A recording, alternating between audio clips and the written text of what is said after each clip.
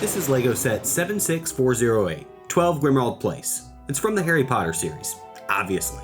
And I think the building looks awesome. Perfection. And I want to incorporate it into my LEGO city. But as is, it's not really going to fit in. It's more of a play set. So in today's video, we're going to completely redesign it, add a whole bunch of details, a whole lot of parts, and put our own spin on it. So let's grab some bricks and get to building.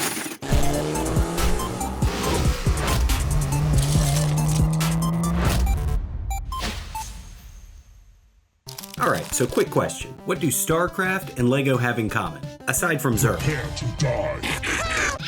It's that the first thing you do when you make a modular building is to build a base. And once again, I'm utilizing the MILS system. And if you didn't know already, MILS stands for Modular Integrated Landscaping System. Basically, it's a way of making the foundation of your build a lot sturdier than just using the typical LEGO base plate. Alright, now that we've got our base done, I want to add some height to the building, so let's add a layer of bricks. Then a row of this cool 1x4 brick to add some texture to the front, and then some steps so the minifigs can get in the building. And another set of steps on the backside. I'm going to add a couple more bricks in here for support so the floor doesn't cave in. And now we can actually start putting together the ground level of the building. Now you already know this is based on an official set. It's the Grimmauld Place from the Harry Potter series. I really liked the way the set looked and wanted to add it to my LEGO city, but out of the box, it didn't really fit.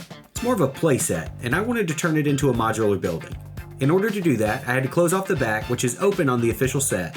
I also changed the color of the number 13 Townhome, and a lot more as you'll see in the video. But unfortunately, I did lose the set's coolest feature. The official set is made up of 1,086 pieces, and this modularized version is over 4,000 parts. So even though it doesn't slide open anymore, I did add my own magic to the build. What's this Magic? Do you get it? Okay, bad joke. To make up for it, I'll include a couple tutorials in the video, starting with this cute little fridge. I saw something very similar to this design a while back, and I loved it, so I use it all the time now. I wish I could remember who the designer was so I could give them a little shout out, but I can't seem to find it. If you know, leave their name down in the comments so folks can check out more of their work. If you've watched this channel before, you know that I love submodels, so here's another one for the kitchen in this build, but you could use it in your own MOCs too. It's an oven, a dishwasher, stovetop, and it even has enough counter space for a coffee maker. It's pretty compact too. All that stuff fits on an area of 2x4 studs. And since it goes in the kitchen, I guess you could say I really cooked with this one. Stupid. No? Alright, because of all the bad jokes, on top of the tutorials, if you stick around to the end of the video, I'll show you something special that I've been working on. But what I can't do is not make more dumb jokes during the video. And now that we've got the kitchen done for the first townhome, we can start filling in the rest of the space. We're going to add the back wall to the townhome, as well as the door that leads to the backyard, and also the stairwell that leads up to the second floor, and this plushy couch that's built into the wall. Whoever lives here has some creepy paintings hanging up next to it though. My idea for the MOC is similar to the set and the building from the movie. It's a row of 3 townhomes, but each one has their own story. The first townhome, number 11, belongs to an old lady who's lived in the building for years, but something's a little off about her. Maybe we'll find out what that is later in the video. But for now, let's add some Potter plants, and that'll wrap up the first floor of the number 11 townhome. On to number 12. Because this is an old, 100-plus-year-old home, the owner couldn't just gut the whole thing and rebuild it however he wanted. Whoa, no, absolutely not. So due to those pesky building codes, the walls and exterior of the townhome are constructed in a very similar way to the last one. He even kept the old couch from the official set.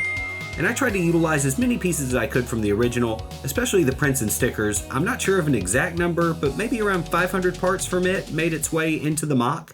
And let's add the facade of number 12, and the roof of the first floor of number 11. Now the bottom floor of all the townhomes is basically one big chunk, but the floors above can each be separated individually. And finally the other wall of the second townhome, which is built at a 45-degree angle sideways. It was a little tricky, but with some wedge plates I managed to fit it in there. Now number 13, this is my favorite. So instead of a stuffy old flat like the other ones, number 13 has actually been converted into a music store. Complete with tacky colors, lots of posters, which came from the old video series, and of course, a guitar wall. And really, the reason I wanted to build this entire thing was this floor. It allowed me to make a lot of fun submodels. I used to work in a music store, so this was a blast, really. And let me know down in the comments if you can guess what guitar pedals these are supposed to be. Of course, it wouldn't be a very accurate guitar shop if it didn't have a couple other random instruments, like that violin, this keyboard, and this old used Mark-based combo amp, which always have blown tweeters for some reason. And these amps were actually a lot of fun to design. I've done a couple. I put instructions up on my Rebrickable and my Patreon page, and I'm pretty sure they're up on my Facebook and Instagram too, but they might be kind of hard to find there. But these are perfect. They're small, they're perfect for little minifigs. If you're a musician and a Lego person, I think these are cool little things to maybe put on your desk or even add in your own MOCs. Like I said, I had a lot of fun designing these. I should do more. And now let's put that bass amp next to some other random stuff like this rental saxophone. And all the miscellaneous instruments are always on clearance because nobody's coming in here buying that. They're here for guitars. And I mentioned it a second ago and probably a couple times throughout this whole video, but instructions for everything that I build are up on Rebrickable and Patreon. The links are down in the description, so if you want to follow me anywhere on social media, definitely check those out. On Patreon, there are 4 tiers of support, including a free one, but members of the top tier get access to literally everything. That's hundreds of MOCs, modular buildings, vehicles, submodels, dioramas, desk items. Really, there's just a bunch of stuff up there. But if you don't want to sign up for Patreon, that's okay too. If you're enjoying this video, like it, subscribe to the channel, maybe leave it a comment. All that stuff really helps. I really appreciate all the support I get on here. It means a lot to me, so thank you so much to y'all. Hey yo, listen up. You the best, for real. It allows me to keep on building stuff that I like and hopefully stuff that y'all like too. So again, thank you. And with all that being said, we're done with the ground level of the modular. I think it's really coming together. We're just gonna tile them off so we can add more floors on top. But before we get to that, let's add a little bit more details onto the back side of the building.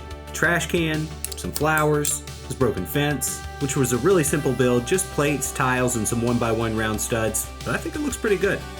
And in between each townhome is this little pipe. It extends all the way from the bottom floor to the top, and it gives it a nice little separation. Same thing was used in the official set, so I wanted to carry it over to this as well.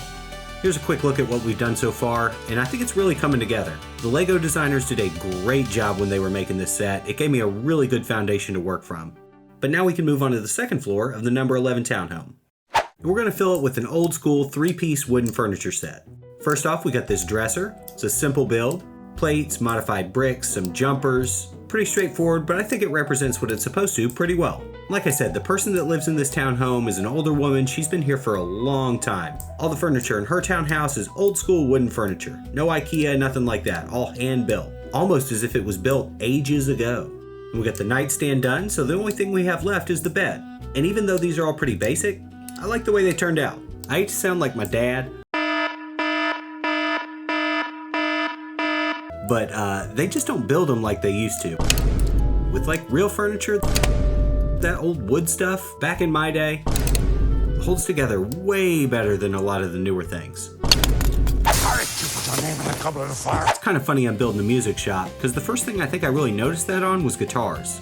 Being a guitar player, I kind of like the feel of a lot of old used instruments a lot more than I like the new ones. I guess the lesson here is that your parents are actually right about a lot of stuff, and you should probably listen to them. This message has been brought to you by the Organized Leadership Department fighting against reckless teenagers, whipping whippersnappers into shape since 1954. Wow, thanks Old Fart for sponsoring this video. I don't normally take sponsorships, but they offered to pay me in hard candy, and who could turn down butterscotch? With the sponsored segment out of the way, let's get back to building. And we're pretty much done with the second floor of number 11, and thanks to the tiled off roof, we can put it right on top of the first floor. And now we can build the third floor of number 11. We've got our base, and then there's this little crate, and a skeleton, that's weird. And also up in the attic, she's got this, an everlasting rose. What in the world would a normal, regular, average, everyday person need with an everlasting rose? Unless... No, it couldn't be. Let's see what else is going on up here. Maybe we'll finally learn something about the old woman that lives in number 11. A skull? A strange chest filled with mysterious jewels and crystals? A barrel of broomsticks? Cobwebs? What's going on here? Whatever it is, it can't be good. But maybe she's just eccentric or something. Oh my goodness. It's a strange painting depicting the familial lineage of an orphan child. Oh no, that could only mean one thing. That's right, she's a frog-worshipping witch, disguised as a sweet old lady in order to fool everyone, and eventually take over the entire world, subjugating humans to the swampy will of the frogs. I don't like them putting chemicals in the water. Meet the frog! In all seriousness, because this is an adaptation of a Harry Potter set, I did want to add a little nod to the source material, and making one of the buildings be the home of a secret witch seemed appropriate. And with that, we're done with number 11 and can move on to number 12. Now, I'm not really going to go too in-depth with this one. Basically, the idea is the interior has been remodeled by the new owner. Earlier in the video, you've already seen the first floor where the living room and the kitchen are. The second floor has room for a small hallway and a bedroom, where there's a bunk bed for the new owner's twin sons. And the third floor is the master bedroom. You might notice on the back wall there's a door and not a window. That's because the new owner of the number 12 townhome is also the owner of the music shop next door, which, like I mentioned earlier, is my favorite part of the build, so let's get to it.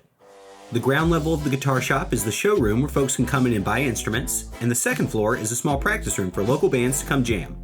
I made sure to add soundproofing to the walls so neighbors wouldn't complain about all the noise, and I used a bunch of these 1x1 pointy pieces to get the look, which I think is pretty close to the real thing. As for instruments in the jam room, the first thing we're going to build is this drum kit. And while I'm putting this together, let me tell you some corny old musician jokes. What did the drummer get on his music test? Drool. How do you get a bass player to leave your front door? You pay him for the pizza. How do you get a guitar player to stop talking? You give him some sheet music. Why did the singer get locked out of their house? Because they couldn't find the right key. Alright, that's it for the cheesy jokes. And we're just about done building the drums anyway. There's not a lot of room here, so it's kind of a small kit. I guess you could say it's a mini kit for mini figs. Eat slugs! Alright, let's put the drums in place, and of course we gotta have a drummer. And every drummer I ever played with was always rocking that early 2000s slightly sideways hat. And so this one does too. In retrospect, it looks kinda dumb, but back in the early 2000s, this was a total vibe. And there's room on the wall for 2 more guitars. On the back wall I put a PA speaker. And now let's fill in the rest of the band. The singer needs his microphone, and of course he's playing an awesome guitar. And here's the real star of the show, the guitarist. But where's his guitar? Let's build him something real quick. Like all guitar players, he likes to play loud, and nothing is louder than an orange combo amp. Even those little 1530 watt ones, those things are ridiculous. And now they're ready to play. What song do you think they should play first? I was thinking Johnny Thunder. Thunder, Johnny Thunder, Johnny Thunder. Or how about the classic, We Will Block You? We will block you. If you say anything negative about my singing, we will block you. And where were you when you first heard this ballad? And says, you are not alone. Or maybe you want a little something different. Maybe some alternative rock from the 90s.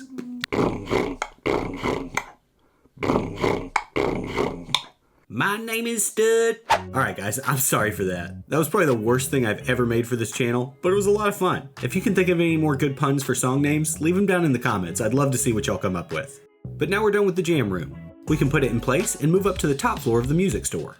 And this level is a storage room for all of the supplies below. We've got some guitar cases, some road cases, and I used some stickers from the Hogwarts Express set for some extra details on these. We've also got a drum kit that needs to go down in the showroom, and a little table with some cash that the owner set aside for used instrument trade-ins. And there's a door on the back wall of this level as well, so the owner can access the building from his townhome. Let's pop that floor into place, add the roof, and we're almost done. We just need to add a couple more details to the outside, like these lamp posts that came from the original set, a frog and an evil cat outside of the witchy woman's house, and of course some signage above the awning for the guitar shop.